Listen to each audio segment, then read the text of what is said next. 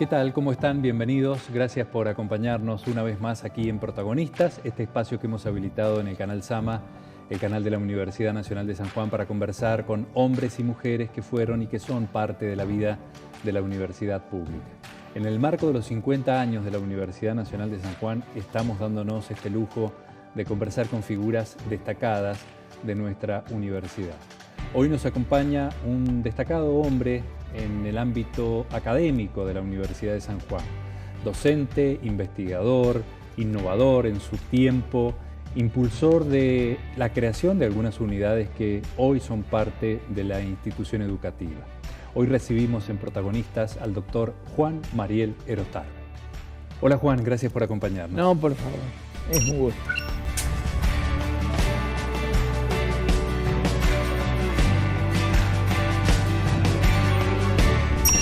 Hagamos un poco de historia, de su historia, que es también la historia de la universidad, porque han coincidido, ¿no? Sí. Hablemos un poquito, en principio, si le parece, de su infancia, de sus orígenes primero. Claro. Cuénteme algo. Siempre que cuento a mis nietos les digo que a mí me formó una cosa que ya no se encuentra en las casas, que se llama El Tesoro de la Juventud, que era una colección de 24 tomos que siempre en alguna casa estaba. Entonces ahí aprendí los primeros mitos y las primeras leyendas. Me gustaba todo lo que era lo indigenista, los grandes mitos de la humanidad y todas esas cosas. Bueno, al llegar a cuarto año del profesorado secundario, se crea la Universidad Nacional de San Juan en el año 1973. Y se nos propone hacer un plan que se llamó Plan de Enlace, es decir, hacer unas 4 o 5 materias, además de las que ya habíamos tenido, y rendirlas, por supuesto, cursarlas y rendirlas, para recibirnos de profesores secundarios en lengua y literatura castellana. Bueno, así lo hicimos con grandes profesores, que en ese entonces la señora Berta Varas de Clemen y el doctor Eduardo Brizuela y otro grupo de profesores también famosos de la época, y de todas las épocas, ¿no? Trajeron desde Buenos Aires para darnos esas materias un poco extrañas para nosotros, porque eran como gramática estructural, cosa de lo que recién se empezaba a hablar, un poco influidos por la filosofía francesa, un poco influidos por los filósofos de la Sorbona y toda esa gente que había, digamos, como exportado toda esa ciencia para los profesorados del mundo. Vino la señora de Rossetti, la señora de Lacaux, que eran las grandes autoras de los libros de castellano en ese entonces, y dictaron esas materias. No fue fácil. También nos dieron antropología filosófica, y profesores especializadísimos de la Universidad Nacional de Cuyo. ¿Usted se termina recibiendo entonces ya con la Universidad de San Juan? Claro, mi título es de la Universidad de San Juan, o sea que soy como, digamos, la primera camada de esos profesionales que salen de la entonces Universidad Nacional de San Juan, que había dejado de ser Universidad Nacional de Cuyo. Sarmiento es muy importante en su vida, tanto que le ha permitido recorrer el mundo entero, ¿no? Y sí, yo siempre digo que gracias a Sarmiento yo conocí el mundo y las universidades, ¿no? Es decir,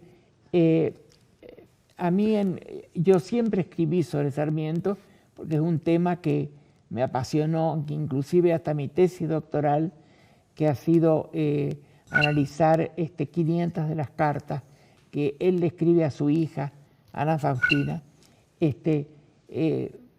Fue un tema que me pareció lindo porque nadie había trabajado el epistolario, entonces yo comencé a trabajar sobre eso y comencé a publicar montones de cosas, porque es indudable que para estudiar a Sarmiento hay que leer los 52 tomos de la obra completa.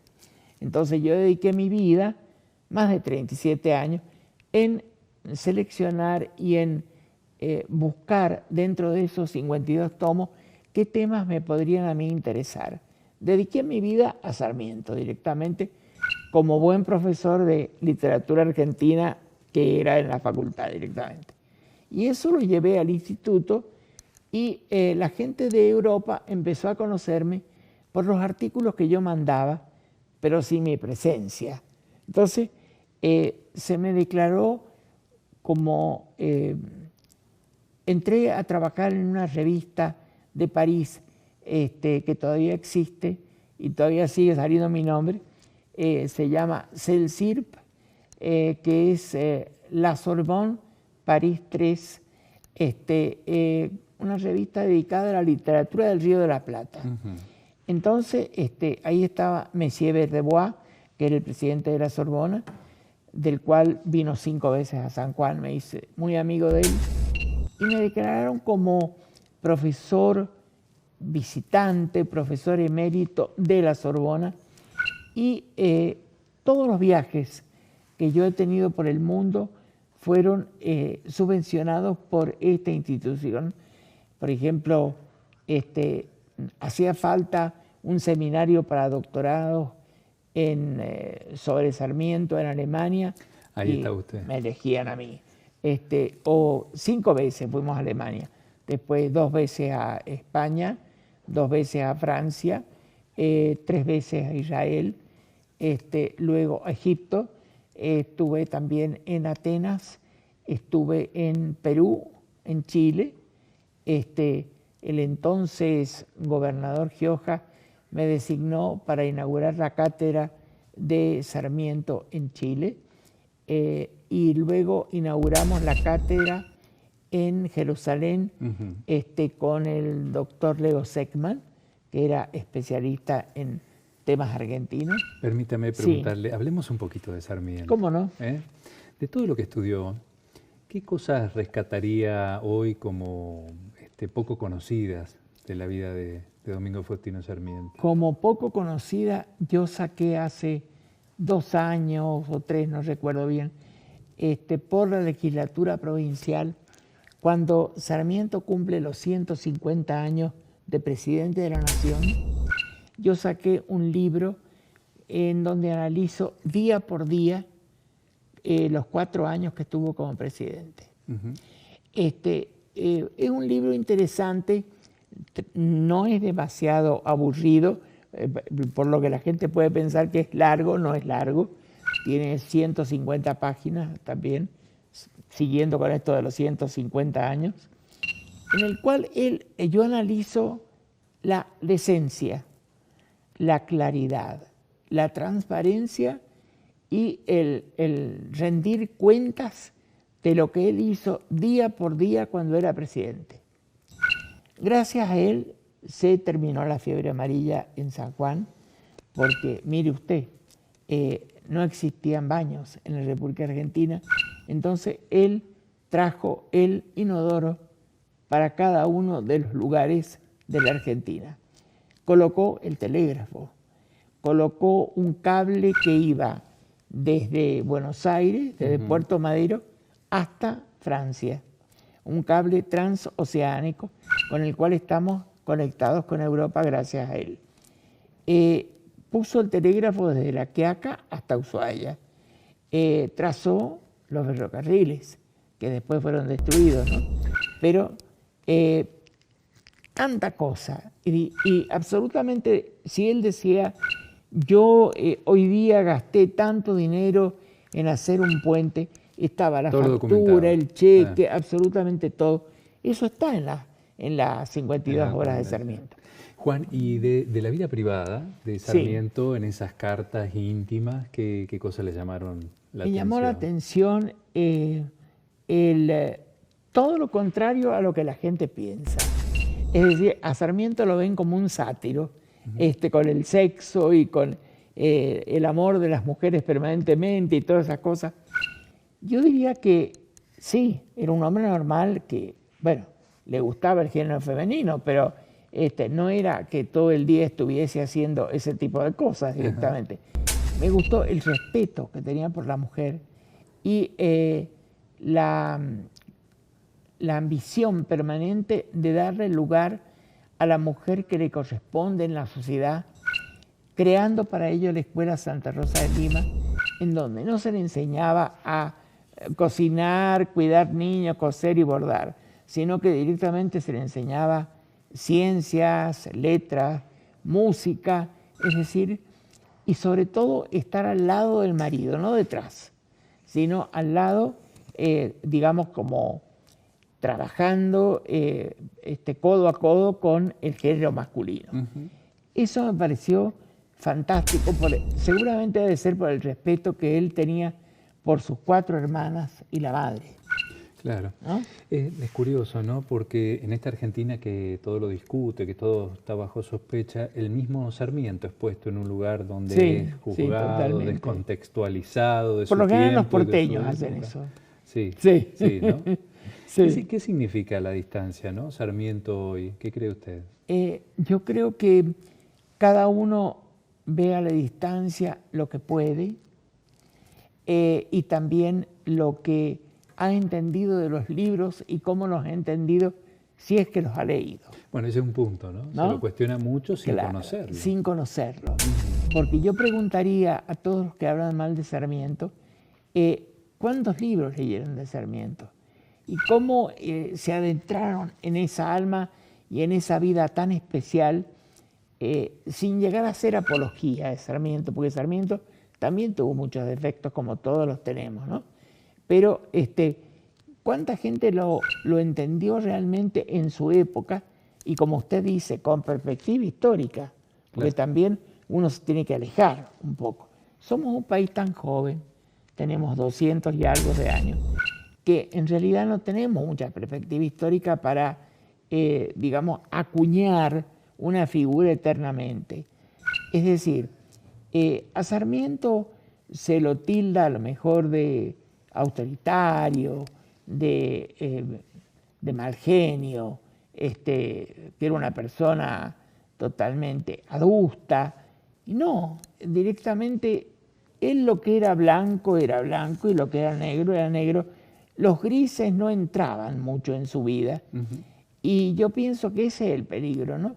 O también cuando se ha decidido sobre alguna cosa, no volverse hacia atrás. Es decir, en el sentido de que marchar siempre hacia una dirección y sobre todo el avalar respeto. Eso es lo que yo rescataría para la juventud que viene, el respeto que Sarmiento tenía por la mujer, por las instituciones, por la Constitución y por el país. ¿Tiene un libro de cabecera? ¿Un libro único? Sí, tengo fundamentalmente cuando me siento bastante desorientado, leo la Biblia, mucho, en cualquier parte, porque la Biblia no se lee de página 1 a la 1000 y algo, sino que se lee en cualquier parte. Tengo las obras de San Juan de la Cruz, Santa Teresa, sin llegar a ser exageradamente religioso ni exageradamente místico.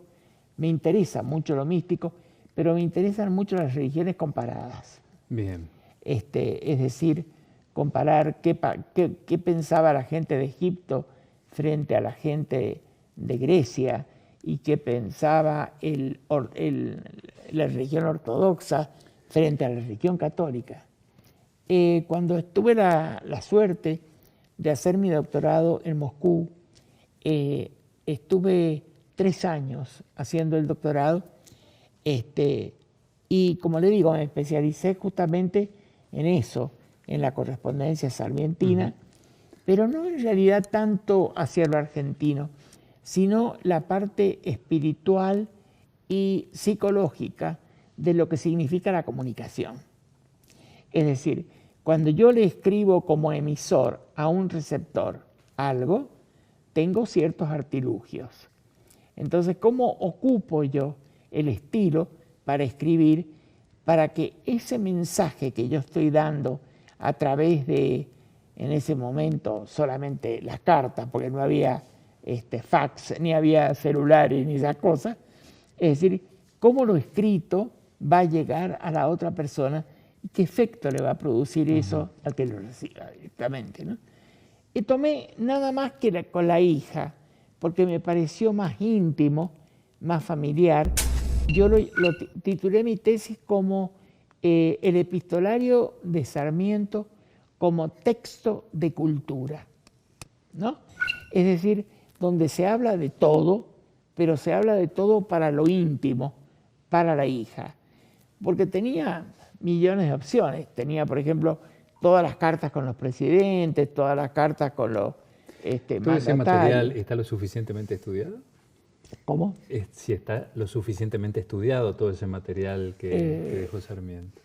No creo, No, hay mucho por hacer todavía. Hay mucho por hacer. Sí. Juan, estamos acercándonos al final de esta charla. Quiero preguntarle, si tuviera que sugerir un texto literario para quienes están viéndonos, ¿qué se le ocurre? Bueno, por supuesto, pensemos en distintos públicos, ¿no? Aparte de las 52 horas de Sarmiento, yo sugeriría los textos que hablan de la filosofía, pero de la filosofía de todos los tiempos. Los clásicos. Empezando por los clásicos.